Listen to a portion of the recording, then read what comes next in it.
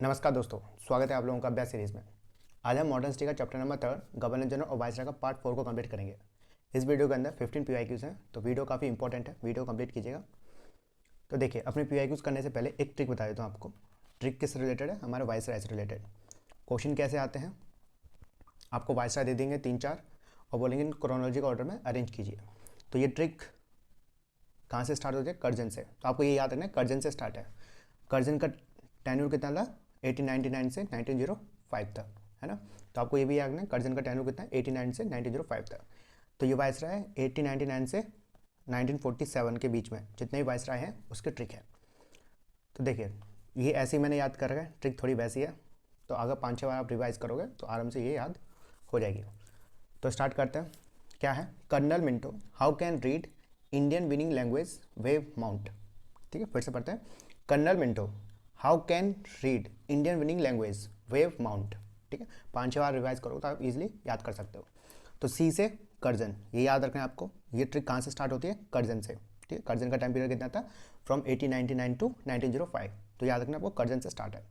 Curzon, फिर M से Minto, H से हार्डिंग, सी से चैम्सफोर्ड, आर से रीडिंग, आई से इरविन, डब्ल्यू से विलिंगटन, एल से लिंडिथको, डब्ल्यू से वेबल, एम से माउंटबेटन। देखो डब्ल्यू 2 बार है, एक है विनिंग, एक है वेव। तो देखो डब्ल्यू आई से विलिंगटन और वेव से, तो आप समझ जाओगे वेव से वेबल। ठीक है, तो इंपॉर्टेंट ट्रिक है, याद करना। Colonel Minto how can read Indian winning language wave mount. तो आप एक बार इसका स्क्रीनशॉट ले लीजिए, यहाँ पे अपने कॉपी के अंदर नोट डाउन कर लीजिए, काफ़ी इंपॉर्टेंट है। अब देखिए क्वेश्चन नंबर 71 करते हैं। IAS प्री 2004 में पूछा जा चुका है। Consider the following viceroy of India during the British rule. तो आपको क्रोनोलॉजिकल ऑर्डर में अरेंज करना है। तो देखिए, आपके पास 2 आइडिया होते हैं ऐसे क्वेश्चन को सॉल्व करने के लिए। पहला कि आपको ट्रिक पता हो, दूसरा कि आपको मतलब जो वायसराय आपको दे रखे हैं उनकी इवेंट का पता हो। तो पहले हम इवेंट को देखते हैं, फिर अपनी ट्रिक को लगाएंगे। ठीक, तो देखिए लॉर्ड कर्जन के टाइम पे एक फेमस चीज़ हुई थी, एक फेमस इवेंट हुआ था। वो था हमारा partition of Bengal. Partition of Bengal कब? 1905। अगर आपने पार्टीशन ऑफ बंगाल बहुत अच्छे तरह से पढ़ रखा होगा तो आप लोग जानते हो कि लॉर्ड कर्जन के द्वारा पार्टीशन ऑफ बंगाल किया जा रहा था, और लॉर्ड हार्डिंज के द्वारा 1911 के अंदर पार्टीशन ऑफ बंगाल को ख़त्म किया गया था, एनुल किया गया था। तो ठीक है, Lord Curzon partition of Bengal 1905 और लॉर्ड हार्डिंज के द्वारा ख़त्म किया गया था, एबोलिश किया गया था। तो देखिए, लॉर्ड हार्डिंज के द्वारा थर्ड दिल्ली दरबार हुआ है। थर्ड दिल्ली दरबार हुआ है। ठीक है, कब हुआ था? 1911 के अंदर थर्ड दिल्ली दरबार ऑर्गेनाइज किया गया था 1911 में। लॉर्ड हार्डिंस उस टाइम पर वाइसरॉय थे, और वहाँ पर कौन आए थे? जॉर्ज फिफ्थ और मैरी क्वीन। ठीक है, क्वीन मैरी, मतलब क्वीन मैरी। तो आपको ये याद रखना है, थर्ड दिल्ली दरबार हुआ था 1911 के अंदर। क्वेश्चन पूछ लिया था कि थर्ड दिल्ली दरबार कब हुआ था, तो ध्यान रखना 1911 में। किसके टाइम पे हुआ था? लॉर्ड हार्डिंस के टाइम पे। ठीक है, कौन कौन आए थे? जॉर्ज फिफ्थ और क्वीन मैरी। ठीक है, अब इसमें क्या स्पेशल चीज़ थी? स्पेशल चीज़ ये थी कि पार्टीशन ऑफ बंगाल को एनुअल कर दिया गया था। ठीक है, कैंसिल कर दिया गया था कि पार्टीशन ऑफ बंगाल नहीं होगा। दिल्ली दरबार के अंदर ये अनाउंसमेंट हुई थी। दूसरा क्या हुआ था? इस कलकत्ता से कैपिटल शिफ्ट कर दी थी दिल्ली। आपको याद रखना है। ठीक, दिल्ली दरबार 1911 के अंदर, 1911 के अंदर लॉर्ड हार्डिंस के टाइम पर पार्टीशन ऑफ बंगाल को एनुअल कर दिया गया था, ख़त्म कर दिया गया था, और कैपिटल को शिफ्ट कर दिया था फ्रॉम कलकत्ता टू दिल्ली। ठीक है, तो आपको ये इवेंट याद होगा तो आप इजीली कर सकते हैं। तो ये 1905 और ये 1911। ठीक, अब लॉर्ड चैम्सफोर्ड अगर हमने रॉलेट एक्ट पढ़ा होगा, है ना, रॉलेट कब आया था? 1919। ठीक है, रॉलेट एक्ट को एक दूसरे नाम से भी जाना जाता है, बता सकते हो किस नाम से जाना जाता है? वो है एनार्कियल और रेवोल्यूशनरी एक्ट 1919। ठीक है, तो याद रखना रॉलेट एक्ट किसके टाइम पे आया था? चैम्सफोर्ड के टाइम पे। यहाँ पे अगर आपको ये भी पता होगा, जलियांवाला बाग मैसेकर हुआ था ना, वो भी 13 अप्रैल 1919 किसके टाइम पे? चैम्सफोर्ड के टाइम पे। तो आपको ये रखना है रॉलेट एक्ट, जिसका दूसरा नाम है anarchical and revolutionary act 1919। Rowlatt act के कारण ही जलियांवाला बाग मैसेकर हुआ था। लंबी कहानी आप लोगों को पता होगा। जलियांवाला बाग कांड 13 अप्रैल 1919 में किसके टाइम पे? चैम्सफोर्ड। अब नेक्स्ट क्या है? Lord Irwin. तो देखो लॉर्ड अर्विन, आपने 3-4 चीज़ें पढ़ रखी होंगी। कौन सी पढ़ रखी होंगी? दांडी मार्च पढ़ी होगी। दांडी मार्च कब हुई थी? 1930। आपको याद रखना है अरविंद के टाइम पर डांडी मार्च कंडक्ट की गई थी, पहली बात। दूसरी बात, गांधी अरविंद पैक्ट तो पढ़ा होगा यार, गांधी अरविंद पैक्ट ये कब हुई थी 1931 के अंदर। एक और फर्स्ट 3 राउंड टेबल कॉन्फ्रेंस हुई थी, तो फर्स्ट राउंड टेबल कॉन्फ्रेंस ध्यान रखना लॉर्ड इरविन के टाइम पे हुई है।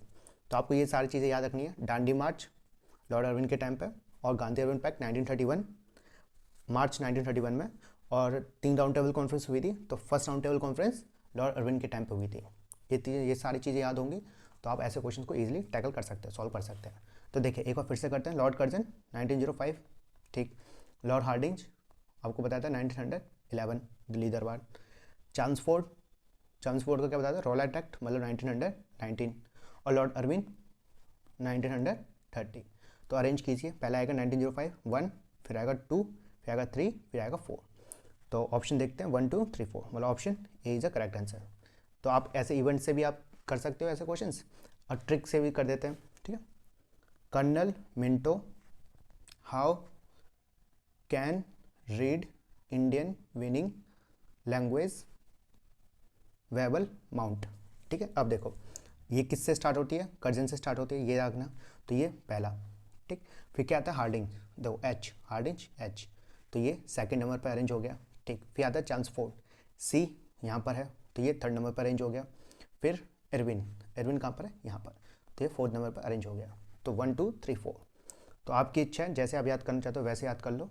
तो ट्रिक भी याद रखना, ट्रिक भी इंपॉर्टेंट है, और साथ ही साथ अगर आप वाइसराय से रिलेटेड कोई इवेंट याद कर लेते हो तो वो ज़्यादा अच्छा रहता है, ठीक है। तो इसका आंसर क्या है, ए, 71 का ए आंसर। क्वेश्चन नंबर 72 करते हैं। 60 एंड 62 बीपीएससी प्री 2016 में पूछा चुका है, पढ़ते हैं।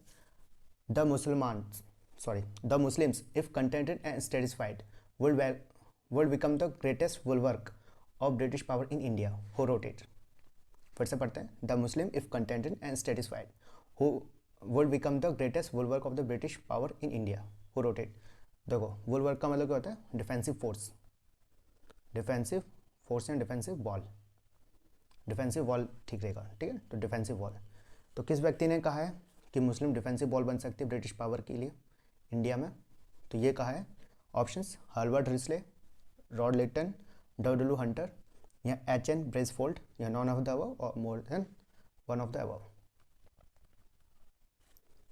तो इसका आंसर है सी, डब्ल्यू हंटर। देखो डब्ल्यू हंटर ने एक बुक लिखी थी जिसका नाम था द इंडियन मुसलमान,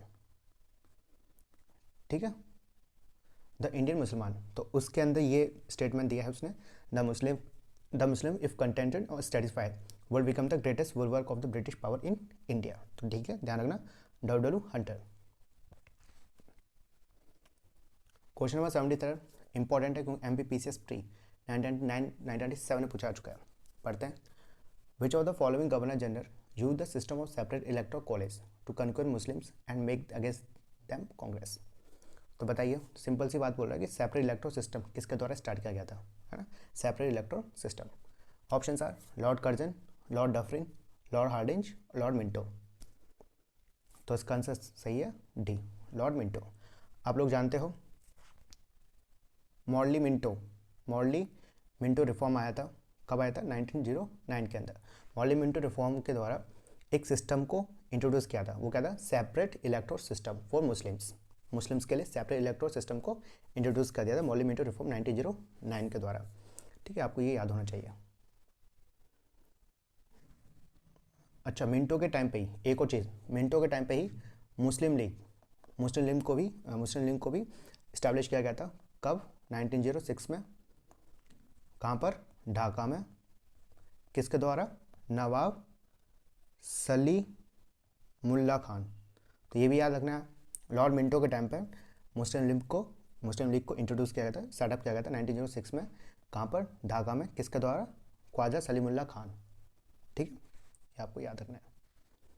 अगर आपसे इंडियन नेशनल कांग्रेस पूछे, तो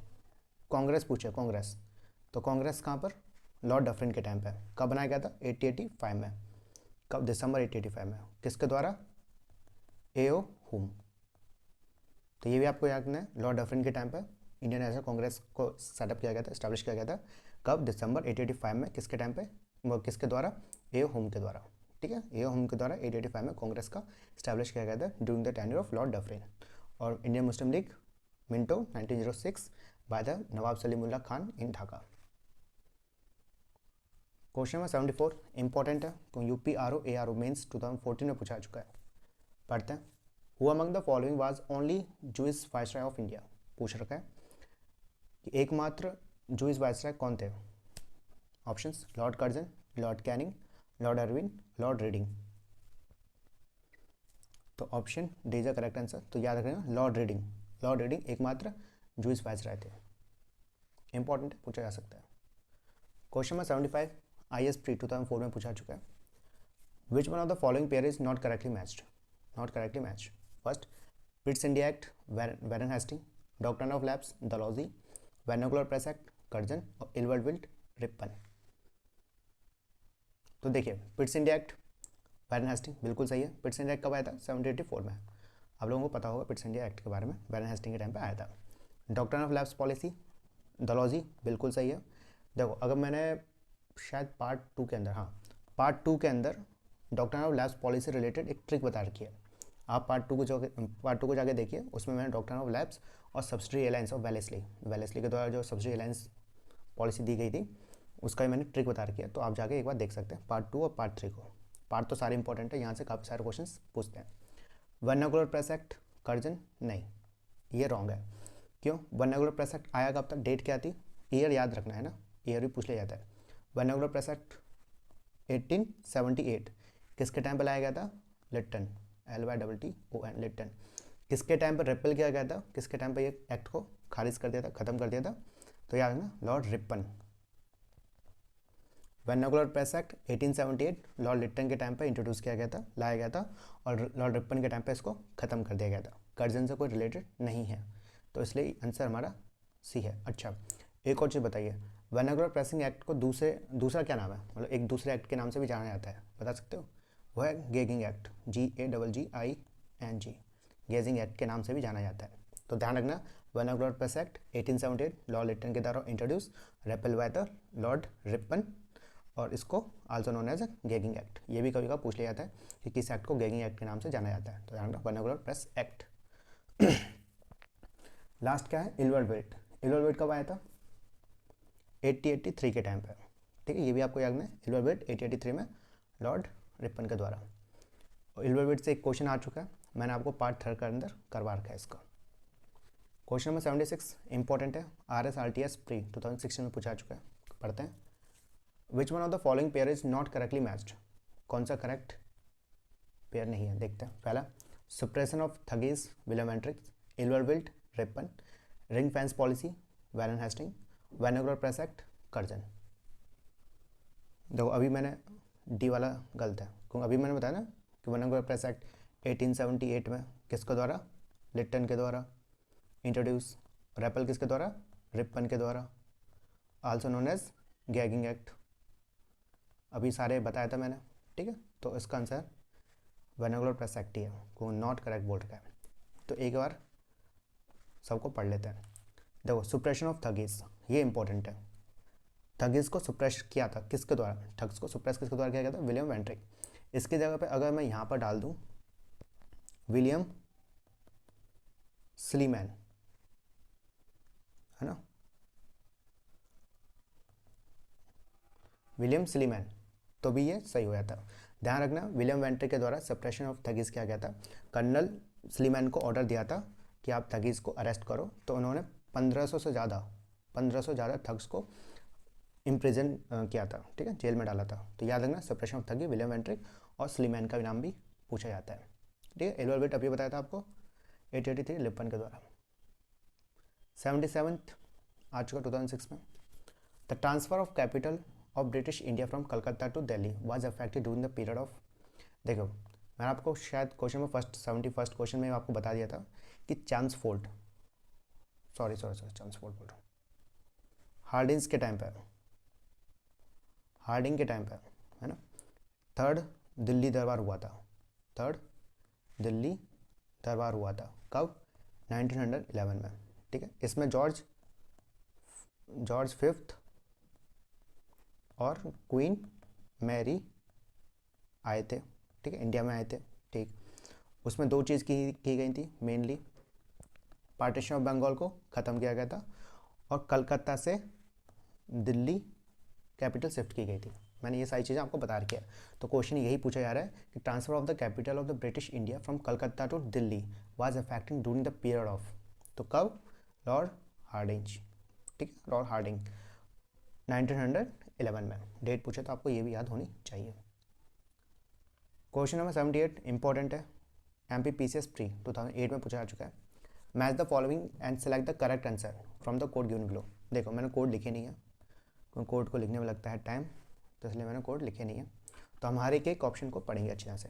तो देखिए डॉक्ट्रिन ऑफ लैप्स, मैंने आपको कई बार बता रखा है, doctrine of lapse introduce by the Lord Dalhousie in 1848। इसकी ट्रिक मैंने बताई है, साथ जाएंगे सब बोलेंगे उठ जाना अब, ठीक है। ये ट्रिक काफ़ी इंपॉर्टेंट है और यहाँ से काफ़ी सारे क्वेश्चंस पूछते भी हैं। तो आप पार्ट 1, पार्ट 2 और पार्ट 3 को कंप्लीट कीजिए, उसके अंदर मैंने ट्रिक दे रखी है आपको related to doctrine of lapse और governor general of Bengal, governor general of India और सब्सिडरी अलायंस रिलेटेड, ठीक है। तो आप एक बार जाके देखिए, काफ़ी इंपॉर्टेंट वीडियोज़ हैं वो भी। Doctrine of lapse, Lord Dalhousie 1848 में। पार्टीशन ऑफ बंगाल अभी मैंने बताया था आपको 1905 के अंदर, किसके द्वारा, लॉर्ड कर्जन के द्वारा। और किसके द्वारा एनुअल किया गया था, रेपल किसके द्वारा किया गया था, लॉर्ड हार्डिंज, है ना, अभी पढ़ा था लॉर्ड हार्डिंग, ठीक। डुअल गवर्नमेंट इन बंगाल आप लोग जानते हैं रॉबर्ट क्लाइव के द्वारा किया गया था। अच्छा, एक ट्रीटी थी, ट्रीटी से पहले एक वॉर पढ़ते हैं, बैटल पढ़ते हैं। आपने पढ़ा होगा बैटल ऑफ बॉक्सर, कब हुआ था, 1764 में। तो आपको बार बार रिवाइज कर रहा हूँ क्योंकि रिवाइज ही एकमात्र जरिया है जिसके कारण आप हर चीज़ को याद कर सकते हो अच्छी तरह से। तो बैटल ऑफ बॉक्सर 1764 में किसके बीच में, Hector Munro versus Mir Qasim, Shah Alam second और सुजा-उद-दौला, ठीक है।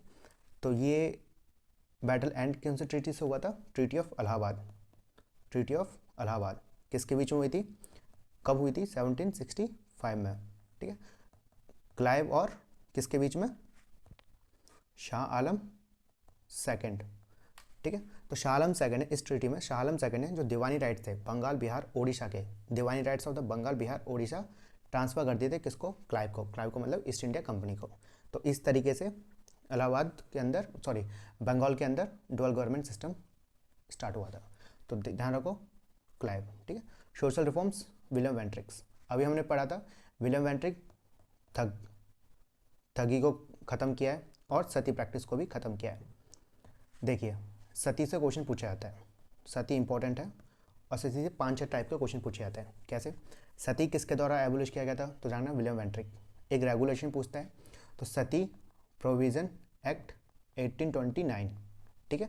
रेगुलेशन 17, ये याद रखना, रेगुलेशन 17 के द्वारा, रेगुलेशन 17 से मतलब रेगुलेशन 17 से सती को इलीगल डिक्लेयर किया गया था। तो याद रखना, सती प्रोविज़न एक्ट 1829 रेगुलेशन 17, सती को बैन कर दिया गया था, ठीक है। एक क्वेश्चन ये भी पूछा जाता है कि सती प्रैक्टिस, जो सती प्रैक्टिस का सबसे पहले मेंशन किस इंस्क्रिप्शन में, ठीक है। आपको 5 इंस्क्रिप्शन दे दिए जाएंगे और बोलेंगे सती प्रैक्टिस किस इंस्क्रिप्शन में मेंशन है। तो ये आपको ये याद रखना, Iran inscription, ERAN, Iran inscription किसकी थी, भानु गुप्ता की, भानु गुप्ता। तो आपको ये याद रखना है कि सती प्रैक्टिस का जो सबसे पहला मेंशन देखा जाता है किस इंस्क्रिप्शन में देखा जाता है, ईरान इंस्क्रिप्शन में, और किसके द्वारा लिखी गई थी, किसकी है, भानु गुप्ता। क्वेश्चन इस तरीके से आ सकता है कि ईरान इंस्क्रिप्शन किसके द्वारा लिखी गई है, भानु गुप्ता, या भानु गुप्ता के द्वारा कौन सी इंस्क्रिप्शन लिखी गई है, ईरान इंस्क्रिप्शन। और ईरान इंस्क्रिप्शन में सबसे पहला सती प्रैक्टिस के बारे में मेंशन है, ठीक है। तो याद रखना, सती से एक और क्वेश्चन पूछा जाता है कि कौन से स्टेट में सबसे पहले सती प्रैक्टिस को बैन किया था। तो याद रखना, ट्रावनकोर।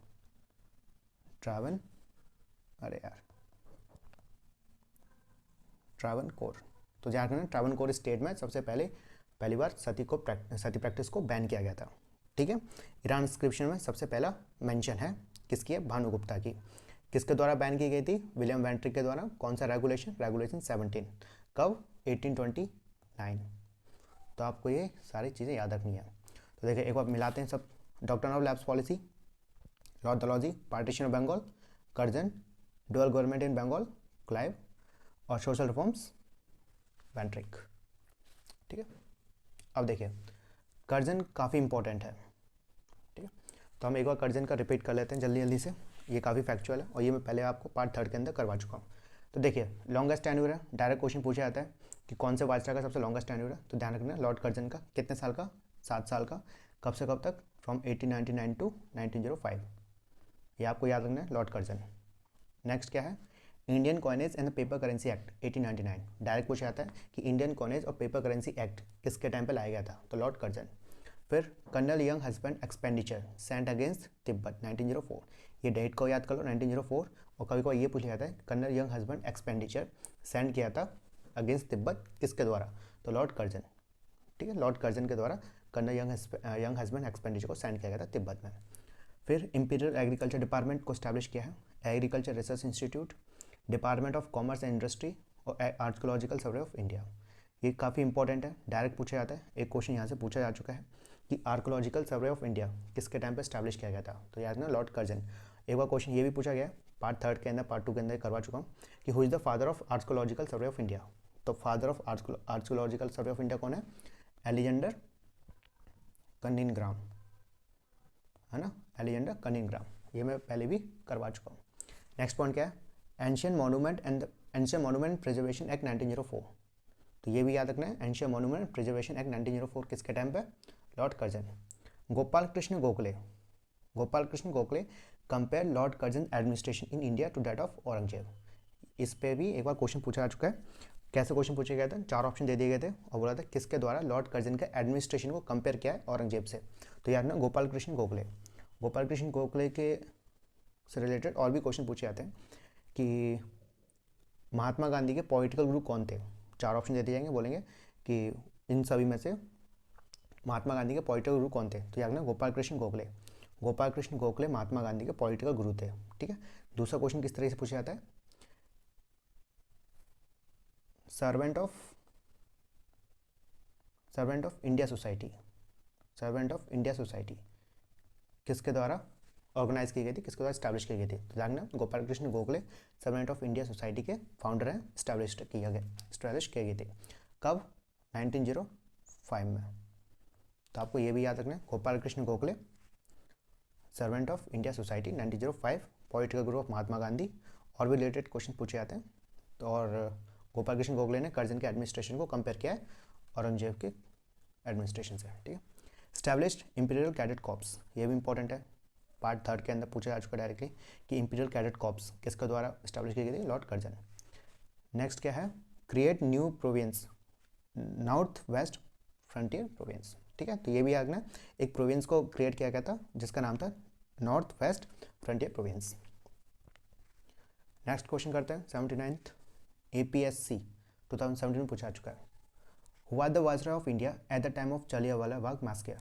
देखो जलियांवाला बाग मैसेकर के टाइम कब हुआ था, पहले ये बताओ, 13 अप्रैल 1919। ठीक है, 13 अप्रैल 1919 किसके टाइम पे हुआ था, ये क्वेश्चन हम पहले कर चुके हैं, तो ये हुआ था लॉर्ड चैम्सफोर्ड, है ना, तो याद रखना जलियांवाला बाग मैसेकर 13 अप्रैल 1919 और किसके टाइम पे, Lord Chelmsford. Question number 80 important है, who led the foundation of women university at Poona in 1916। ठीक है, तो बताइए, देखो ये भी पूछा जा सकता है कि इंडिया का इंडियन फर्स्ट वुमेन यूनिवर्सिटी कहाँ पर ओपन हुई थी, पूना के अंदर।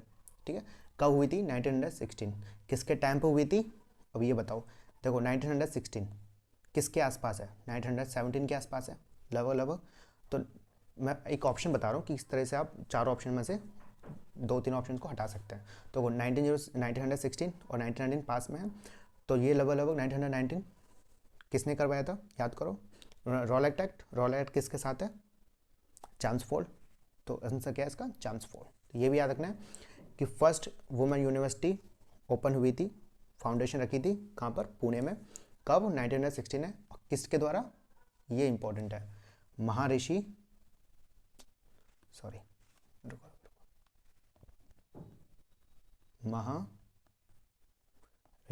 कारबे। KARVE। महर्षि कार्वे के द्वारा इंडिया की पहली वुमेन यूनिवर्सिटी को इस्टेब्लिश किया गया था। कहाँ पर? पुणे में। कौन से साल में? 1916 में। किसके टाइम पे? Lord Chelmsford. तो आपको ये सारी चीज़ें याद रखनी है। चैम्सफोर्ड के टाइम पे 1916 में महर्षि कार्वे के द्वारा इंडिया की पहली वुमेन यूनिवर्सिटी को इस्टेब्लिश किया गया था पुणे के अंदर। क्वेश्चन नंबर 81 एनडीए 2020 में पूछा चुका है। Who was the viceroy of India at the time of Gandhi's Dandi march. देखो, दांडी मार्च किसके टाइम पे हुई थी? मैं आपको पहले बता चुका हूँ कि गांधी दांडी मार्च कब ऑर्गेनाइज हुई थी। रुको, मैं इसको लेके एक दांडी मार्च इंपॉर्टेंट है क्योंकि दांडी मार्च से क्वेश्चन पूछे जाते हैं। मैं यहाँ पर हल्का हल्का जल्दी फैक्ट बता रहा हूँ बस। दांडी मार्च 1930 में। ठीक, किसके टाइम पे? आपको पता होगा, इरविन के टाइम पे। ठीक है, किसने ऑर्गेनाइज की थी? कौन लीड कर रहा था? महात्मा गांधी। कितने फॉलोवर्स थे? 78 फॉलोवर्स। कहाँ से कहाँ तक था? साबरमती आश्रम से दांडी। साबरमती आश्रम से दांडी 78 फॉलोवर्स। कितना डिस्टेंस तय किया था उन्होंने? 241 माइल्स। 241 माइल्स मतलब 375 किलोमीटर्स। कितने टाइम में पहुंचे थे? 24 डेज। ये आपको ये सारी चीज़ें याद करने फैक्चुअल है लेकिन इंपॉर्टेंट है। आजकल जो क्वेश्चन आ रहे हैं स्टेटमेंट बेस्ड आ रहे हैं, तो आपको बोल दिया जाएगा कि दांडी मार्च मतलब गांधी जी साबरमती आश्रम से दांडी मार्च 22 दिन तक पहुंचे थे या फिर 22 दिन तक दांडी मार्च हुई थी। तो ध्यान रखना 22 नहीं 24 है। 24, ठीक है। 24 के जगह पे आपको 21 दे सकता है, 23 दे सकता है, 26 दे सकता है। तो इस तरह से आपको कंफ्यूज करने की कोशिश करते हैं। अच्छा, एक और चीज़, तमिलनाडु में एक दांडी मार्च कंडक्ट की गई थी। किसके द्वारा? सी राजा गोपालाचारी। पता होगा आपको, सी राजा गोपालाचारी के द्वारा तमिलनाडु के अंदर एक और मार्च को कंडक्ट किया गया था, ऑर्गेनाइज किया गया था। कहाँ से कहाँ तक? त्रिचुनापल्ली से लेकर वेदारण्यम। ये भी सही है, ठीक है। तमिलनाडु राजा गोपालाचारी एक मार्च कंडक्ट की गई थी। कहाँ से? त्रिचुनापल्ली से वेदारण्यम। एक और मार्च कंडक्ट की गई थी कहाँ पर? मालाबार में। क्वेश्चन पूछे जाते हैं यहाँ से। मालाबार किसके द्वारा? केलप्पन। कहाँ से कहाँ तक? कलिकट्टू पयन्नूर, है ना। तो आपको ये याद रखना है, मालाबार में भी एक मार्च को कंडक्ट किया गया था। किसके द्वारा? के कलप्पन के द्वारा। कहाँ से कहाँ तक थी? कलिकट्टू पयन्नूर। एक तमिलनाडु में किसके द्वारा? सी राजा गोपालाचारी। कहाँ से कहाँ तक? त्रिचुनापल्ली से वेदारण्यम। तो आपको ये सारी चीज़ें याद होनी चाहिए, इंपॉर्टेंट है। इसको हम और ढंग से पढ़ेंगे जब चैप्टर आएगा ना, जब, ठीक है। तो बताइए, दांडी मार्च किसके टाइम पे ऑर्गेनाइज की गई थी? अरविंद के टाइम पे। क्वेश्चन नंबर 82 WBSC 2019 में पूछा चुका है। Who are the first governor general of independent India? Options are C Rajagopalachari, Sleeman Attlee, Lord Wavells और लॉर्ड माउंटबेटन। स्लीमन नहीं, क्लीमेंट है ना, क्लीमेंट रटैली। तो बताइए, first governor general of independent India कौन थे? Lord Mountbatten. ये भी आपको याद रखना है, Lord Mountbatten first governor general of independent India थे। MPPCS प्री 2014 में पूछा चुका है। Mountbatten plan regarding the partition of India was officially declare on. Partition, बताइए माउंटबेटन प्लान। ऑप्शंस 4 जून 1947, 10 जून 1947, 3 जून 1947 और 3 जुलाई 1947। तो 3 जून 1947 ये याद रखना है, माउंटबेटन प्लान 3 जून 1947। क्या हुआ था सब कुछ डिटेल में पढ़ाएंगे, लेकिन जब इसका चैप्टर आएगा तब। क्वेश्चन 84 2007 में पूछा जा चुका है WBSC में। देखिए, the Younghusband mission to Tibet was sent by which viceroy. पढ़ चुके हैं हम, colonel Younghusband expenditure sent by Lord Curzon, है ना। कब? 1904 में। तो ये भी इंपॉर्टेंट है, तो यहाँ लॉर्ड कर्जन के द्वारा।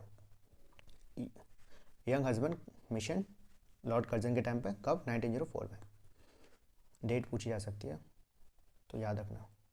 Question 85 who are the responsible for the creation of new province called the North West Frontier Province. अभी अभी हमने पढ़ा था कि नॉर्थ वेस्ट फ्रंटियर प्रोविंस किसके टाइम पे इस्टेब्लिश किया, मतलब किसने क्रिएट किया? Lord Reading, Lord Lansdowne, Lord Curzon और लॉर्ड चैम्सफोर्ड। तो उसका आंसर क्या है? Lord Curzon. तो ये आखिरी था, तो काफ़ी इम्पोर्टेंट वीडियो था। अगर आपको पसंद आया हो तो लाइक, शेयर और सब्सक्राइब जरूर कर दीजिए। नेक्स्ट चैप्टर पता नहीं कौन सा होगा, देखते हैं। चलो ठीक है, नमस्कार भाई।